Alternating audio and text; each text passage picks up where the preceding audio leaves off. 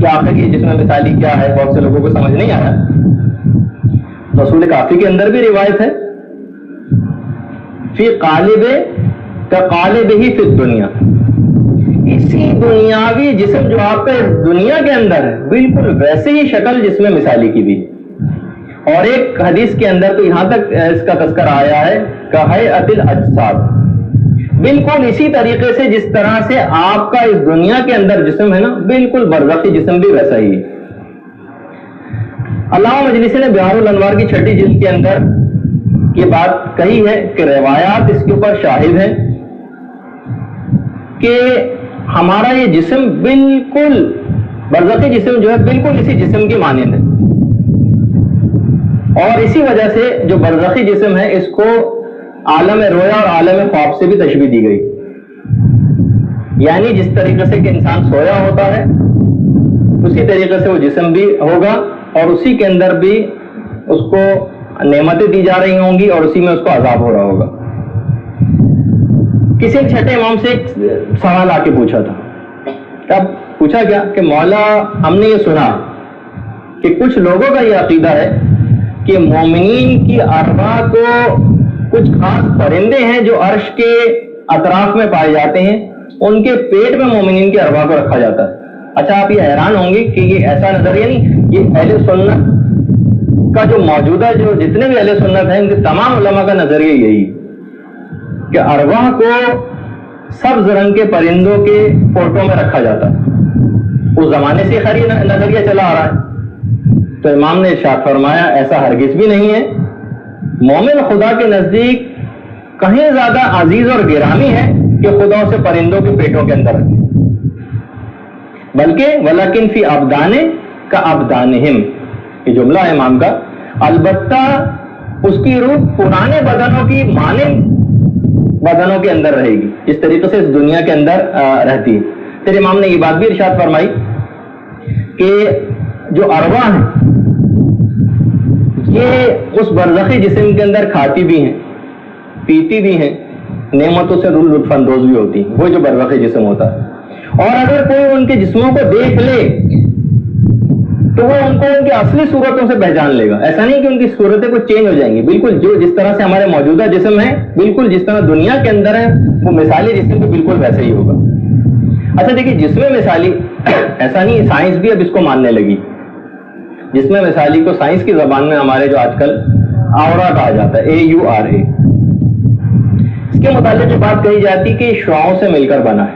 اور باقاعدہ اگر آورا کے نام سے آپ گوگل امیجز پہ جا کر سرچ کریں انٹرنیٹ پہ تو آپ کو سائنسی لحاظ سے اس کی پکچر بھی دکھائی جا سکتی ہے، اور بہت ہی حساس کیمروں سے اس کی تصاویر تک لی گئی.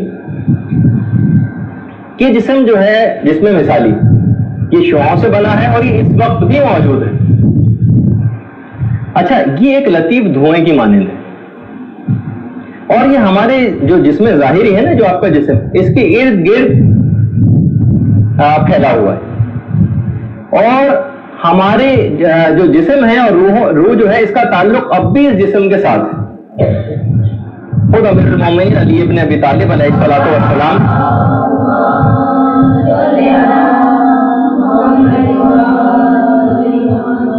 فرماتے ہیں کہ یہ ایک لطیف دھوئیں کی مانند یہ جسم ہے جس میں مثالی، اور یہ اس جسم سے اس قدر مشابہ ہے کہ کوئی اگر اس کو دیکھ لے تو وہ فوراً کہہ دے گا رہی ہے تو وہی شخص ہے. اس قدر مشابہ جسم. میں نے جیسے کہ ابھی کہا کہ حساس کیمروں سے اس کی تصاویر لی جا چکی ہیں. اچھا یہ جسم جو ہے نا مختلف رنگوں سے مل کر بنا ہوا ہے. یہ جو جسم مثالی ہے یہ مختلف رنگوں سے مل کر بنا ہے. اور یہ بات بھی محققین نے کہی کہ ہمارے جسم کو جو بیماری لاحق ہوتی ہے نا، یہ کم سے کم 3 دن پہلے جسم مثالی وہ لاحق ہو چکی ہوتی ہے، 3 دن پہلے. اور موت سے 3 دن پہلے یہ جسم مثالی بالکل سیاہ پڑ چکا ہوتا ہے.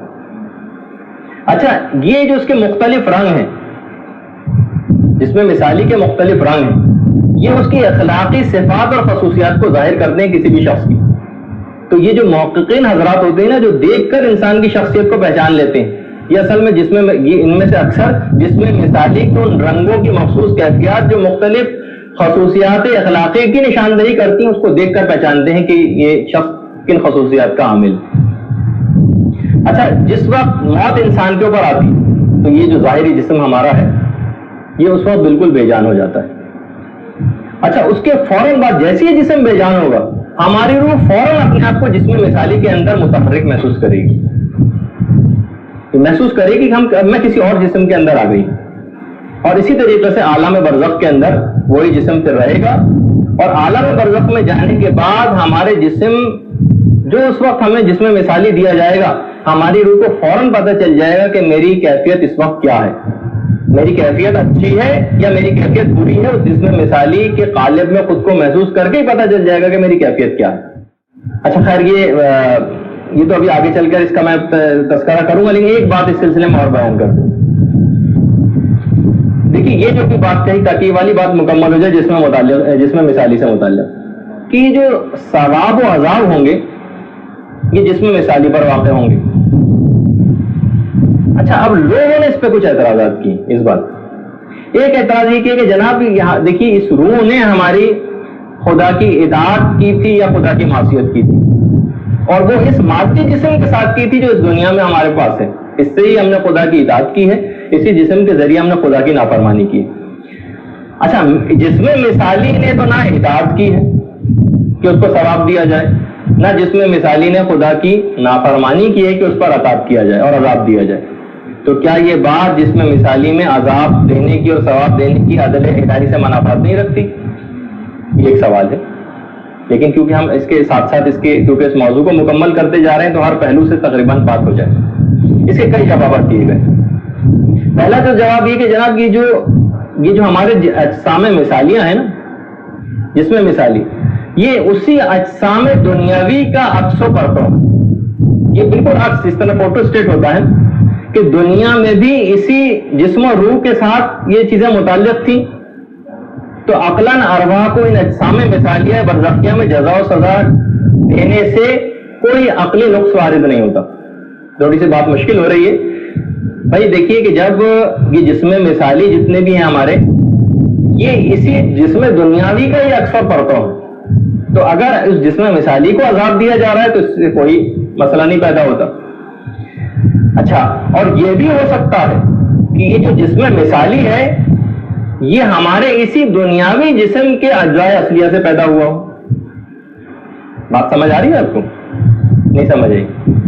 بھئی یہ جو ہمارا جسم مثالی ہے نا، ہو سکتا ہے کہ یہ پیدا ہی ہمارے جسم اصلیہ سے پیدا ہوا ہے، جو ہمارا ابھی موجودہ جسم ہے اسی کے اجزاء سے یہ والا جسم پیدا ہوا۔ تو پروردگار عالم کی قدرت سے کوئی بعید نہیں ہے کہ اس جسم مثالی، کیونکہ یہ جسم اصلی سے پیدا ہوا ہے تو لہٰذا اگر اس پر عذاب اور ثواب دیا بھی جا رہا ہے تو گویا ایسا ہی جیسے جسم اصلی کو عذاب اور ثواب دیا جا رہا ہے۔ نہیں، روح کو جسم مثالی میں رکھ کر عذاب اور ثواب دیا جائے گا۔ روح مجرد ایسی نہیں ہوگی کہ ایک جسم کے اندر ہوگی، محسوس روح کر رہی، جسم کے ساتھ محسوس کر رہی، اور وہ جسم مثالی کے اندر محسوس کر رہی ہے۔ اچھا، اس کی بھی جیسا کہ ہم جہنم کے متعلق جب ہم اس کا تذکرہ کریں گے، جب اہل جہنم کی کھال گل سڑ جائے گی تو ہم اس کی جگہ دوسری کھال لگا دیں گے، تو یہی والا سوال وہاں پر بھی آئے گا کہ جناب اس نئی کھال نے کیا قصور کیا ہے کہ اس کو جلایا جائے، کہ آتش جہنم کے اندر وہ جلے، اس دوسری کھال کا تو کوئی قصور نہیں ہے نا۔ تو اس کا جواب بھی یہ دیا کہ وہ جو دوسری کھال پیدا کی جائے گی وہ اس پرانی اصلی کھال کے ہی مادے سے پیدا کی جائے گی، تو اس وجہ سے اس کو جلانا ایسے ہی جیسے جسم اصلی کو جلانا۔